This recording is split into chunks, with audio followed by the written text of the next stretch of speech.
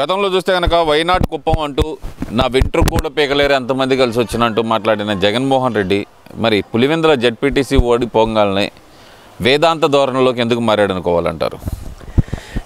వేదాంత ధోరణిలోకి పోయినట్టు ఇప్పుడు కూడా ప్రజలకు ఏం కనపడలే. ఆంధ్రప్రదేశ్కి నమస్కారం. ఇప్పుడు కూడా అదే ధోరణిలో ఉన్నాడు. నా వెంట్రుకు కూడా పీకలే అన్నారు.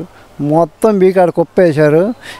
ఎందుకు కుప్పబండి అని చెప్పి నీ బొచ్చు నీ బీక్కొని సావరా యాదవ్ అన్నారు. యాదవ్ అని చెప్పి జనం అంటున్నారు. ఇప్పుడు వెంట్రుకు బీకేది ఏందిరా, మొత్తం బీకేసాము. ఇప్పుడు ఆ వెంట్రుకు నీ వెంట్రుకు లేదు, నువ్వే బీక్కోరు. నీ వెంట్రుకలు మాకెందుకురా, నీకు మేము ఇచ్చి మొత్తం బీకేసామని చెప్పి జనం అనుకుంటున్నారు.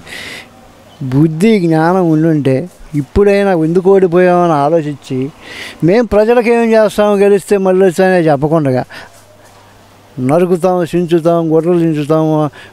ఈ పొగట్లు ఎవరికి కావాలో నేను నరకడం పెంచడం, రౌడీని చేసుకోపోరా లోపల దింగుతారు పోలీసులు. ఎవరికి కావాలి నేను నరకడం చించడం? నేను నరకడం చించడం నీ పులివెందులలో రౌడీలకు కావాలా?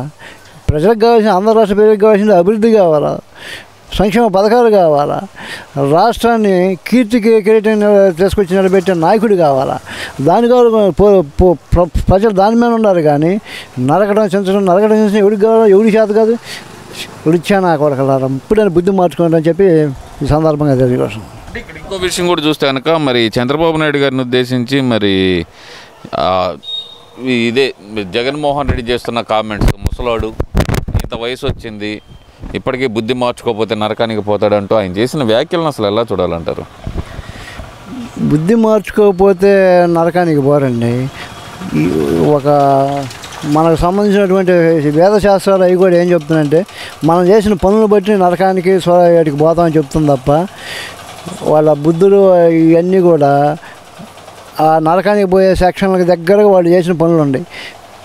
కొన్ని వేల మందిని పిచ్చి మందు అవి సావదంగిచ్చినందుకు వాళ్ళు నరకానికి పోయే అవకాశం ఉంది. ఎంతోమందిని బలహీనం చేసి నరాల బలహీనతో హాస్పిటల్ వేసినందుకు వాళ్ళు బాజాను పోయే అవకాశం ఉంది. ఎంతోమందిని డాక్టర్ని పిచ్చోడిని చేసి గుండు కొట్టించి సావదంగినందుకు వాళ్ళు నరకానికి పోయే అవకాశం ఆ పార్టీ మొత్తానికి అవకాశం ఉంది. ఒక జగన్మోహన్తో పాటు మొత్తం నరకానికి పోయే అవకాశం వాళ్ళకు ఉన్నాయి. ఇట్లా వాళ్ళు చెప్పుకుంటూ పోతే ఎన్నో ఉండేవాళ్ళు నరకానికి దగ్గరగా పోవడానికి ఉన్నటువంటి సందర్భాలు వేదశాస్త్రం ఘోషిస్తున్నటువంటి వాటికి దగ్గరగా వాళ్ళు చేసిన తప్పులు చాలా ఉన్నాయి. నరకానికి పోవాలన్నా దేనికి పనికి రాకుండా చివరికి మనిషిగా కూడా గౌరవాన్ని దక్కకుండా పోవాలన్నటువంటి పోయేటువంటి తప్పులన్నీ చేసింది వైసీపీ ప్రభుత్వం. వైసీపీ ప్రభుత్వానికి అండగా ఉన్నటువంటి నాయకులు మరి ఆఫీసర్లు వాళ్ళు పోతారు తప్ప నరకానికి ఎవరు పోతారు? ఎందుకు పోతారు? గంజాయి అమ్మించలేదు నరకానికి పోతారు. నువ్వు నీ అయ్యాములో గంజాయి అమ్మించావు, చీప్ లెక్కలు అమ్మించావు, ఇన్ని చేసావు. అయితే నీ టైంలో స్వర్గం నరకానికి ఏమన్నా తాళం వేయించావా? నువ్వు ఇన్ని తప్పులు చేసినప్పుడు నువ్వు స్వర్గం నరకానికి పోతాను సంగతి నీకు తెలియదా?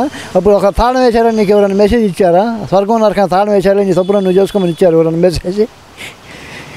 బుద్ధి తక్కువ మాటలు మాట్లాడుకొని మామూలుగా ప్రజలను ఆకట్టుకునే విధంగా మాట్లాడండి.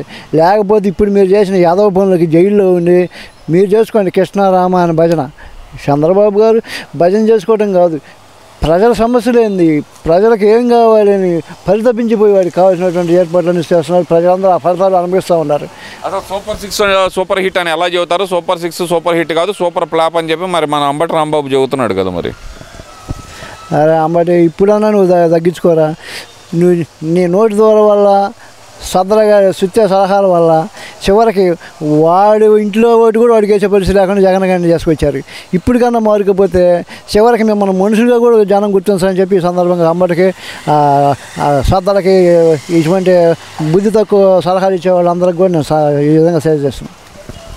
ఇంగిత జ్ఞానం, బుద్ధి జ్ఞానం లేదు జగన్మోహన్ రెడ్డికి, ఎలా మాట్లాడాలో తెలియదు అంటూ వైఎస్ షర్మిల గారు చేస్తున్న వ్యాఖ్యలను అసలు ఎలా చూడాలంటారు? కరెక్ట్గా చెప్తుంది అన్నమాట.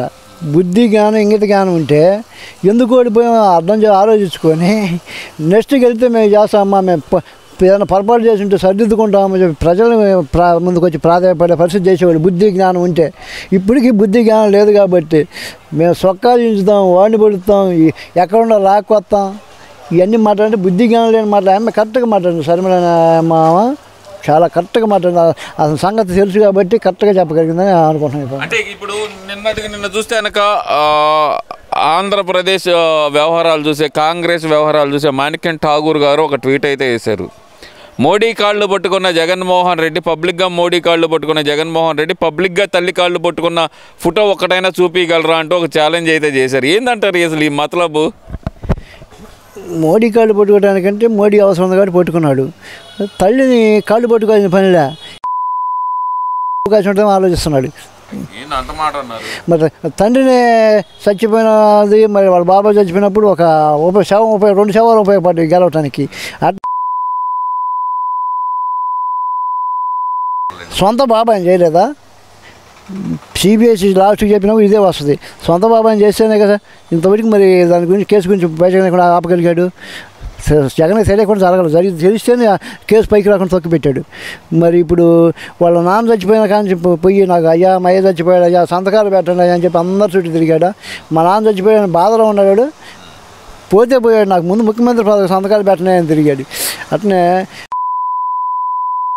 ప్లాన్ వేస్తున్నారు తప్ప వాళ్ళ అమ్మ కాళ్ళు పట్టుకొని క్షమాపణ కోరాలని ఆలోచన జగన్కి లేదని అనుకుంటున్నాను. ఎందువల్ల అంటారు? పదవి కోసం అంతే, ఇవాళ కావాల్సిన పదవ. ఇప్పుడు 2 సార్లు వాళ్ళ బాబాయ్ని చంపి మా నాన్న చచ్చిపోయినప్పుడు ఈ రెండింటిని చేసుకొని చెప్పి జనంలోకి వచ్చి మా నాన్న చచ్చిపోయాడు, మా బాబాయ్ చచ్చిపోయాడు అని చెప్పి వచ్చి జనం కాడ ఓట్లు అడుక్కున్నాడు. లేదని ప్లాన్ చేస్తున్నాడేమో కానీ తల్లి కాళ్ళు పట్టుకొని ఇప్పుడేమో తప్పు అయిపోయింది అమ్మ అని తల్లిని అడిగే ఆలోచన వాడి మనసులో లేదు. అది లేకపోగా మళ్ళీ ఇప్పుడు జనానికి కూడా ఏం చెప్తున్నాడు, వాళ్ళని నరుగుతాం ఏం నరుగుతాం, పోలీస్ ఆఫీసర్లు సొక్కాచించుతాం ఇది అంటున్నాడు. కానీ ఈ తరం మేము గెలిస్తే పోయినసారి చేసిన తప్పులు ఏమంటే సరిదిద్దుకొని వాళ్ళ కాడికి మెరుగైన పథకాలు మేము అమలు చేస్తామని ఒక్క సందర్భంలో ఎప్పుడైనా చెప్పగలిగాడా? మరి అటు ఇచ్చాక ఓట్లు ఎందుకు వేస్తారు జనం? జగనే కాదు ఎవరు చెప్పినా కూడా ప్రజలకి అవసరాలు తీర్చుతామంటే ఎవరైనా ఆలోచిస్తారు. కానీ మేము వస్తే పొడుస్తాము సొక్కాలు చించుతామంటే ఎవడు వేస్తాడు? ఆ మాత్రం బుద్ధి జ్ఞానం ఉంటే. నంద్యాల ఉప ఎన్నికల్లో ఎలా చేసే 25,000 మెజార్టీ తెచ్చుకున్నారు. తర్వాత నేను అధికారంలోకి 34,000 మెజార్టీతో నంద్యాలలో గెలిచాను. ఈసారి ఇక్కడ కూడా అంతే ఉండేది. 2029 నాదే అధికారం 2.0 అంటే ఏందో చూపిస్తామని మళ్ళీ మొన్న కూడా ఇదే మాట చెబుతున్నాడు కదా. ఇప్పుడు 2029 కాదు కదా, వాడి జన్మలో జనం వాడికి ఓట్లేరు. ఎవడు వేస్తాడండి? ఎవడన్నా అయ్యా నేను పొరపాటు చేసి ఉంటే సరిదిద్దుకుంటాను అయ్యా, ఈ తర్వాత ఇప్పుడు ఇస్తున్న ప్రభుత్వం కాడికి నా ఎక్కువగా మెరుగ్గా నేను పరిపాలన చేసి మంచి పథకాలు ఇస్తానంటే కూడా ఆలోచిస్తాడు. కానీ వాడిని పొడుస్తా సొక్కా ఇస్తా చించుతా నంచుతా రాండి చూసుకుందాం త్వరగొట్టుకుందాం వీటికి ఎవడంటే ఓట్లు వేసేది? ఎవడ నేతలు వాడికి బుద్ధి లేక మాట్లాడుతున్నాడు, జనానికి బుద్ధి లేదనుకుంటారా? జనానికి బుద్ధి జ్ఞానం 2 ఉండేవి, వాడికి లేదని చెప్పి జనానికి లేకుండా పోలా. ఈ సందర్భంగా ఇప్పుడన్నా బుద్ధి జ్ఞానంతో ఆలోచిస్తే ఏదన్నా కొంత పేరు అన్న ఉంటుంది. పలానాప్పుడు పార్టీ ఉంది, లేదా పలానాప్పుడు పార్టీ ఉన్నది కూడా మర్చిపోయే పరిస్థితికి జనం వస్తున్నారు.